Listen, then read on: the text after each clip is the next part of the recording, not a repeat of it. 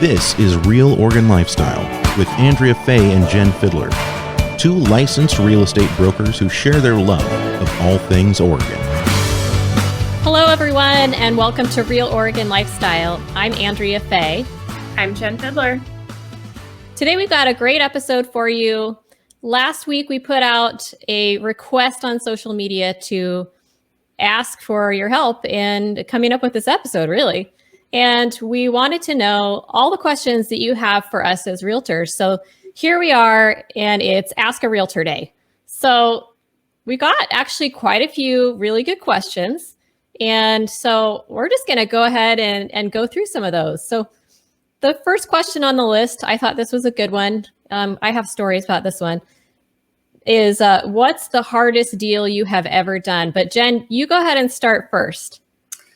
Ooh, so many. Probably the one that sticks out in my mind, well, there's two, and for various reasons were hard. But one in particular, everybody was on the same page, so that was kind of awesome. But we had 17 to 20, I believe, $1,000 in foundation repairs. The sewer line was on a party sewer line in the city of Portland.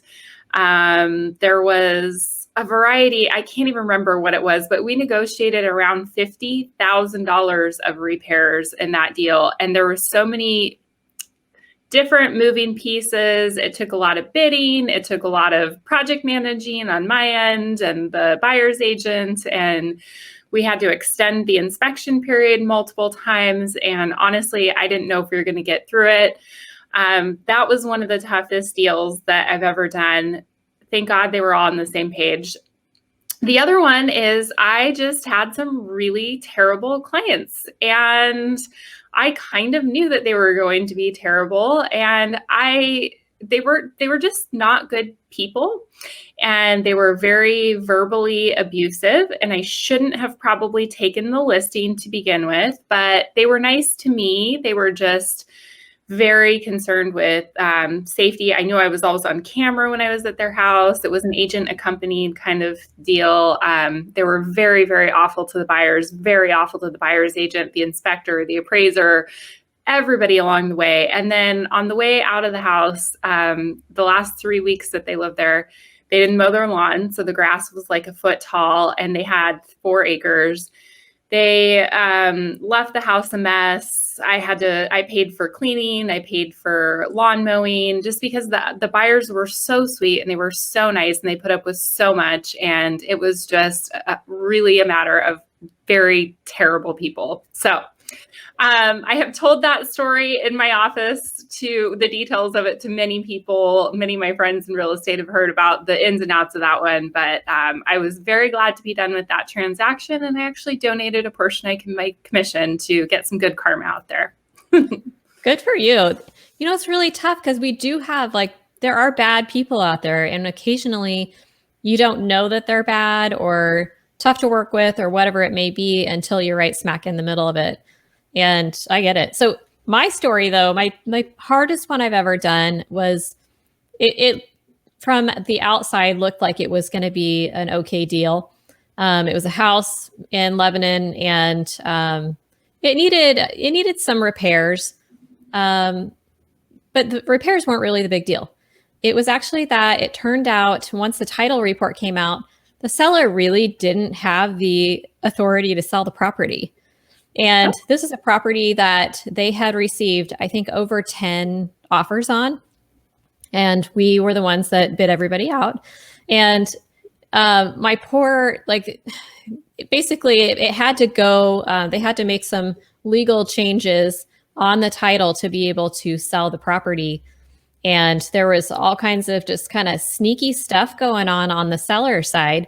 Meanwhile, we had delay after delay after delay, waiting on attorneys, trying to figure stuff out. And my poor buyer, he was, as patient as he could be. And I was trying to light a fire under the listing agent and trying to get these attorneys to do what they could. I was making phone calls left and right, trying to just get us to move forward. And my poor buyer, he was so upset at one point, and even though like I was regularly communicating with him about what was going on, he ended up yelling at me. He apologized later, but he yelled at me one day when I was talking to him in the car. And anyway, it was really bad. It was very stressful, and it was more one of those things where the buyer was really concerned that he wasn't going to be able to get his earnest money back because of how far we had gotten in the transaction. And how long it was taking the seller to get their act together. Anyway, it all closed. He's living there now, and he's doing much better. But it was a really, really tough one. And it was frustrating because it was all out of our control. Yeah, that's what's so hard about this business is, we can do our jobs to the best of our ability, but we rely on so many other people to make these transactions go through that if one person is slow or it's not a priority to them or something else is going on, it can make it really tough. Oh yeah, very, very tough. Let's move on to the next question. So this one, what's the easiest deal you have ever done? And I don't know, I feel like there's quite a few that have been pretty easy, but one off the top of my head I can think of is it was a cash deal, closed in 2 weeks. It was a house flipper. It was my stepdad. That was the easiest one. We didn't even really have to negotiate on repairs. He just bought it, and that was it. Easiest deal. Nice. I've had a lot of easy deals, but the fastest deal I ever had was got an offer. I had the listing. The buyers waived their inspection, and it was a cash deal, and we closed in 48 hours. Holy cow. That's the fastest one I've ever heard of. Fastest one I've ever done. The title company was like, well, I guess we'll get this title report out today. And we probably could have closed the next day, but we were just waiting on the title report. So it was crazy fast once we actually got it negotiated. We did spend a couple days negotiating, but from the time we were actually in contract to the time it closed was 48 hours. It was insane. Wow. That is very fast. I mean, cash makes all the difference. If you don't have to get a loan, you just don't have to wait for all those extra steps. Yep. So, okay, let's move on to the next one. What's the craziest thing you have ever seen at a showing? Well, the craziest thing I've ever seen at a showing is not appropriate for the podcast, but we'll just let your imagination run wild with, we'll put it under the category of items that should stay in your nightstand in your bedroom. Yes. I've seen actually a lot of that and some crazy stuff. Lots of, even before pot was legal, lots of bongs and lots of, bong displays. Yeah, I've seen quite a share of illegal drug paraphernalia. Yes. Mm-hmm. Yeah. Lots of illegal drug paraphernalia. I'm still waiting to see a stripper pole. That is my holy grail of, I want to see a stripper pole in a house. I haven't seen one in a house. I've seen some, like I didn't actually get to go to that particular listing. I know I've seen them in pictures before. So they do exist. And Andy's chiming in right now and says that I showed them 2 homes with bongs laying around, and that is true. And I'm pretty sure that was right before marijuana was legal too. I could be wrong on that, but yes, there were definitely some bongs around. I showed one house that had a urinal. No offense to guys out there, but urinals don't sell houses. Oh, I forgot about that. I sold a house in Oregon City that had a urinal in the shop. It was kind of cool, I guess. If you were into shops, it was kind of like a detached ADU type of thing. And it wouldn't be my preference. That's for sure. No, it really doesn't tug on the heartstrings of women. No. We see a lot of bad decor. That's blankets. We've talked about this on the podcast. Don't put blankets up as your curtains. I'm trying to think of like one specific crazy thing I've seen. Well, I know there's one that I actually didn't see myself. This was before I got into real estate, but my family purchased a house to flip, and they did have, there were baby alligators in the garage. Oh, So that probably, I think, because that's like the bar is set pretty high in our family on crazy things in houses. That's probably the biggest one that we've ever seen, the craziest. yeah. Baby alligators would win that one. Hmm. I also had, I mean, there have been moments where you think that you're supposed to be going and showing a property and you have this set appointment, blah, blah, blah. You walk into the house and then someone's getting out of the shower or, and they didn't even remember that there was an appointment or whatever it may be. But I haven't seen anyone naked, thank God. But that still could happen, knock on wood. I remember I showed a house. You reminded me. We had made an appointment and heard back from the listing agent that it was fine to go show it. And we're walking through the house, and there was a guy laying in the living room that was very, very ill, clearly on the last probably weeks of his life.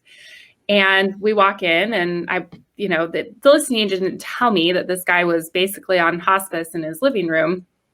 And I walked in and there was nobody around. And I said, "Excuse me," a couple times. And he didn't move. It didn't look like he was breathing. And I was like, oh my gosh, we just walked in on a dead person. And I kind of stood there for a minute and I talked to my clients and I was like, I don't really know what to do in this situation. And he kind of came to and like fluttered his eyes a little bit. And then a few minutes later, his wife came home and she was supposed to have been there, and just we beat her there by just a few minutes. But I literally thought that he had died. Wow. I mean, what a, big piece of information to leave out. Yeah. That's a big one, I think. A little bit. That's pretty close to being crazy. I still think that your story about the ghosts, that is pretty high up there in the crazy category. Yeah. With the cabinets. I don't know if anybody remembers, listeners, from our Halloween episode. Jen actually has been in a haunted house before. I didn't believe in it until I got into real estate. And then I had a listing that was so creepy and I couldn't put my finger on it. And the seller even told me my house is haunted, just FYI. And I was at an open house, turned around, and all the cabinet doors were open in the kitchen. And I was like, I want out of here right now. Yeah, so it does actually happen, folks. I'm a believer in it. I've been in some houses. I've never seen anything quite like that, but I've been in some houses that give me creeps, and to where I just don't want to be there anymore. And I had one actually that there had been someone that had committed suicide in the house. And anyway, and yes, I did know that they had committed suicide, but it was the coldest, dreariest house. I was uncomfortable being there the whole time, did not want to be there. So yeah, there's just something you can't put your finger on and you don't know what it is. It's just a feeling. Mm-hmm. And I've had a lot of buyers say that to me. I just don't like the feel of this house. And I'm like, that's 90% of it really, is what emotional reaction you have to a house when you walk in. So I am a big believer. That's funny. I just got, I had a client ask me about, it's a house that we have under contract right now. And they were like, do you believe in actually cleansing a house? And I was like, yeah, I can tell you what to do. I know that they sell those sage sticks at natural grocers. So go on down to your natural food store and you can cleanse your own house. Yeah, sage. I think that's just a good thing to do anyway. It's not necessarily a bad thing. It smells good. Kind of the whole ritual of it is nice. Yeah, I think so. Why not? Okay, let's move on to our next question. What's your favorite style of home? I used to really love just a standard craftsman bungalow, like not new construction craftsman of 2005, like a real craftsman Portland bungalow style home. Lately, I've been really leaning towards that mid-century modern look. I love everything about it. I think it's cool. I think it's kind of having a revival right now. You're seeing people appreciate that more, and all the things that I think are kind of like in style, like that bohemian look right now, just really go with really well with mid-century modern homes. I tend to like the design and shape of the windows, the open beams, all of that. So No, I like them too. That'd probably be like my second choice also. I like the fact also that like the colors of wood in mid-century are what's popular right now too. And so it's easy to achieve the look. yeah, But no, I like that too. This is because I like history and this is my weird quirky side, but I also really like Tudor style homes. And that's just because you don't see very many of them. They're pretty unique, but they are, it's like an old country cottage, but like, way back in the day, old country cottage. I don't yeah, know. I like them a lot. There's a couple here in Corvallis that are, I think, really, really adorable. And they just kind of look like fairy tale like. yeah.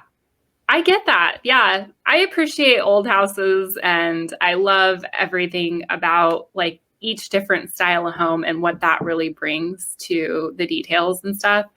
And I go through phases where I'm really into a certain style of house for a while. I think that's the cool thing about this job is we get to see and be exposed to so much of that. And, I live in a 90s traditional house. Never in a million years did I think I'd live in a 90s traditional with this layout and stuff. So I think my next house is going to be something totally different. Yeah, I think for me, my next house is going to have just a little bit more land with it. And even if it's only like a half acre, I want a little bit bigger lot, a little bit more space between neighbors. Of course, this is what everybody wants right now. A lot of people want that. But I actually really like our house. Our house is the simplest 3-bedroom, 2-bath ranch style house. It's like super energy efficient though. And our heat bills are really low. And, I was telling Andy earlier that it only takes me 5 minutes to get anywhere I need to go. I never have to worry about traffic. It's awesome. So, but if I could pick up this house and put it on like a half acre, that'd be even better. Yeah, totally. I think everybody, like you said, everybody's looking for space right now. I've had more and more people really wanting it. And around here, it's really hard to find that, especially, I mean, we're talking like just give me a quarter of an acre at least. Mm-hmm. Yeah. Well, and for me, I don't know if I have the time to spend on anything more than an acre. I love the idea of having that much space, but in reality, like I'm busy at work and I have a busy schedule. So does Nathan. I can't imagine me like putting all that extra time into the yard. I just want to do the fun stuff like the gardening and some landscaping and stuff like that. But that's what everybody wants also. So, okay, let's move on. Let's see. Where are people moving to and why? Well, we kind of talked about that in our last answer. I mean, I think people are moving out from the centralized downtown areas. I'm seeing more and more people be willing to drive a little bit. Around here, like as far as affordability goes, you can get a lot more bang for your buck if you go to like Canby or Malala or some of those outer areas, Forest Grove. With people not driving and having more flexibility to, not going to work as often, people are moving to places that are bigger. Quite frankly, I've had the so many people say to me, "I just need a bigger house this year," and you could just get more bang for your buck in the suburbs. Yeah, and he's asking a question. He says, "Can that be attributed to the pandemic, or was it a trend before now?" And I want to go ahead and say that I think it was a trend that was already happening, and the pandemic just added to that. Yeah, I agree. I think people really, I think younger people, it makes more sense to be kind of close to walking and bars and restaurants and all the things that you can do, like especially in Portland. And my younger clients are more concerned with walkability scores and being close in neighborhoods. The people that I know that have kids have been kind of changing their habits for a long time. So. Yeah, I think that we're even noticing that there are some families that are combining households and because they still want to be able to see their family even during the pandemic. And so that also means sometimes they're buying larger homes with larger lots, a little bit more land, a little bit more space, and really kind of diving more into like their dream house. Yeah, I've had a couple people do that this year, move parents in with them and things like that. And, you know, obviously with two financial incomes and all of that money coming together, we're able to buy a house where you couldn't even honestly tell that they lived in the same house. They've got their own levels, their own spaces, and, you know, yet it's close and they can kind of watch out for each other and stuff. So I think that's awesome. I like I the think so research too. to the family core values. I like that. I think that's cool. I like it too. And honestly, I have a great family. Like I could actually see our family doing that and, you know, living on a little bit more space and really enjoying it, but, you know, still getting to be around our family. I would be totally up for that. Okay, so let's move on. What's the funniest thing that's ever happened to you in real estate? Funniest thing that's ever happened. I mean, all the time, I feel like I'm just laughing and cracking up with my clients. If we're looking at houses, I mean, people are just so funny. And I think the funniest and where we start like cracking up the most is looking at people's stuff. And you can't help it. It just is what it is. When your house is on the market, just know this. People look at your stuff. And some of the stuff that we see in houses, I think is where we really start cracking up. Or, you know, I had these one clients that were just hilarious. They would look at family photos and like make up stories about the people and guess their names and stuff like that. And I don't know, it was just, those people were really funny. But I'll have to think of something better. Funny.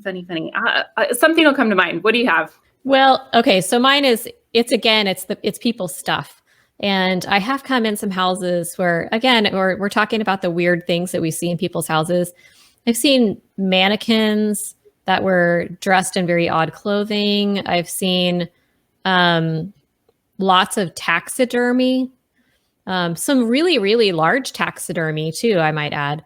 And some of it was just to the point where we're just like, I don't know, the overwhelming elk heads and overwhelming, like, I guess they're swordfish. I don't know, very, very large fish that you catch in the tropics.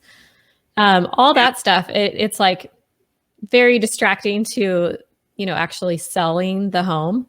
And I never sold any of those homes, by the way, because people could not get past the elk heads and all the animals. That's funny. Yeah. I think that's probably where I crack up the most is that I've had some really funny / embarrassing things happen. Well, let's move on to embarrassing because that's one of our questions too. Okay, wait, embarrassing that happened to you or to your client? I mean, I've had clients like trip and fall down the stairs, which really isn't, I mean, it's embarrassing for them and thankfully they didn't get hurt. That's probably the most embarrassing thing. I have had sellers get walked in in the shower. That was actually when I worked in Albany. I think more of the like embarrassing stuff comes on my end. I'll tell you this story, and I can't believe I'm telling it on the podcast. It's so bad. So I had an 8:00 signing at Fidelity in Lake Oswego, and I had the seller, and I just wanted to go there and like be supportive and stuff. And I was kind of in a hurry and jumped in. I know this story. Yeah, this is so embarrassing. So jumped in my car, whatever. I get to the title company, and somehow I beat my clients there. And I'm like, oh, I'll get myself a cup of coffee. And the lady at the front desk comes running across the room, takes my shoulders, flips me around and pushes me up against the wall. And I'm like, oh my gosh, what's happening? And she's like, you have a huge hole in your pants. And she's like, not even like a little hole, like the back of your pants is ripped out from the top of the waist down to the back, like your butt cheek is hanging out. And I was just like, how did I not feel that? So crazy. And I'm like, what am I going to do? And she's like, hold on. And so she goes and she gets me somebody's coat. I don't even know whose coat it was or anything. And she's like, tie this around your waist. I'm like, okay. So meanwhile, I've drawn all this attention in the office and we're all like cracking up. And I'm just like, oh my gosh, this is so embarrassing. So my client gets there and we go to sign. And of course I have to tell her the story and we're all laughing so hard. We're like crying and we can't stop laughing through the whole signing. We're all just cracking up. So then we get done with the signing and I'm like, well, this is cool, but I still have like a hole in my pants and I have to walk out to my car. So how are we going to handle this? So the escrow officer was nice enough to walk me out to my car so that I could kind of scooch in my car, take her coat off, and give it back to her in the parking lot so I could go home and change. You know what? Thank goodness for really good title companies that care about things like that, because you could have gone your whole day without ever knowing.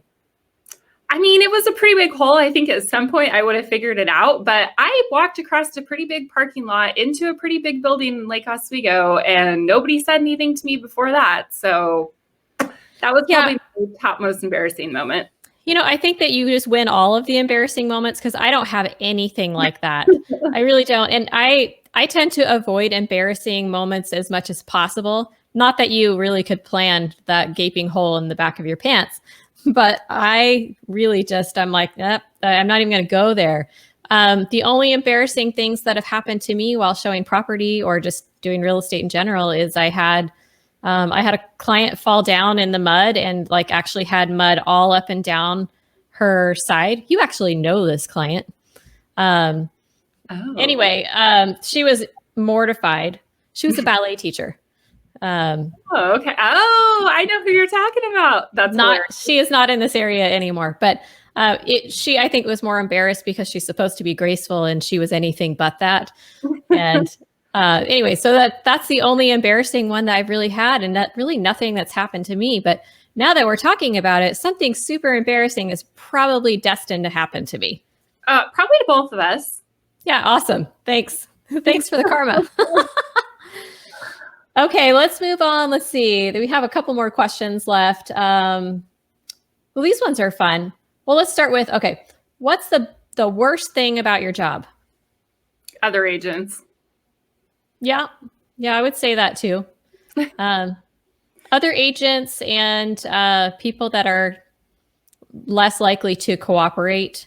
And I think it's more so agents that are trying to be the hero to their clients.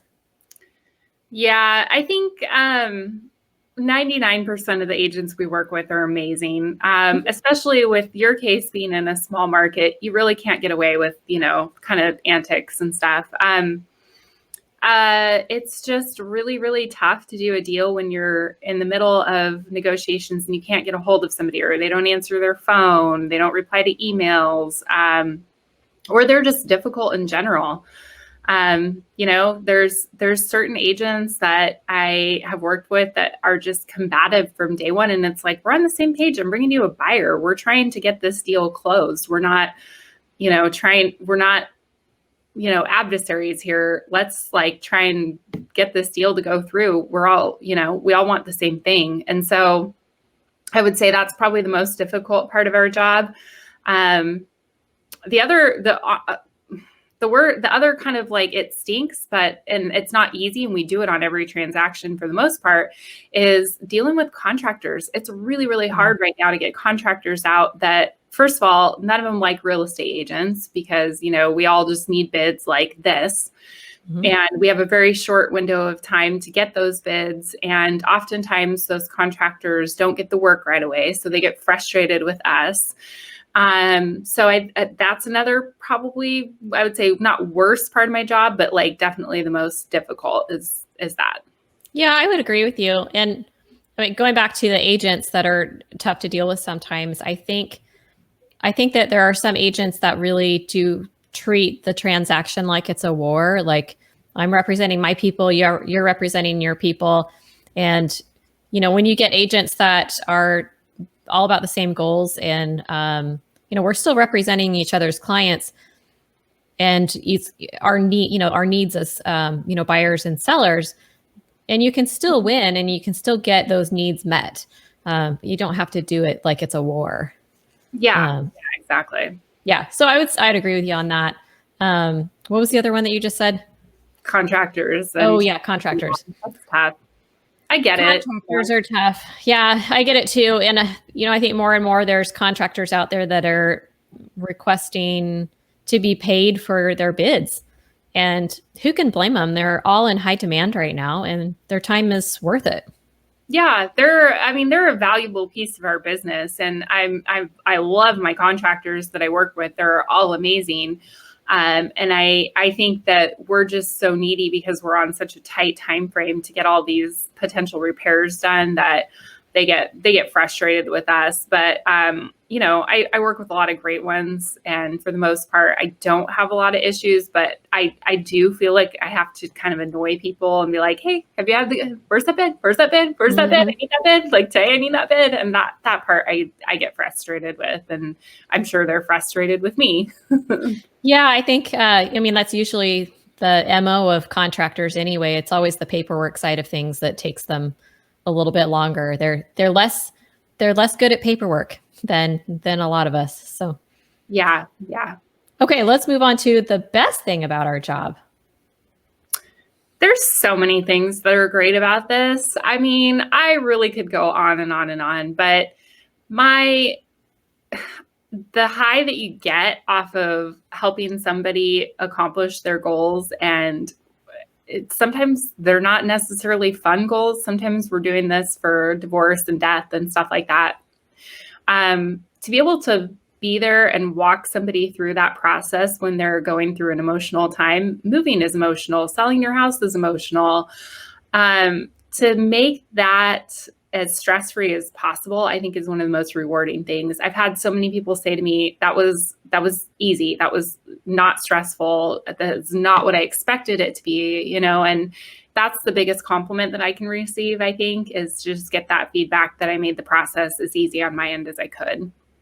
Absolutely. I think that you're so right. And, before we started this podcast, we were talking with Andy, our producer, about this same question. And as cheesy as it sounds, like we really do get a lot of joy out of being able to help people in their it's basically a life change that they're dealing with that is causing the move, whatever it may be, whether it's a death in the family, whether they got married, maybe they've had a baby, whatever it may be, they are very motivated to either buy that house or sell or whatever.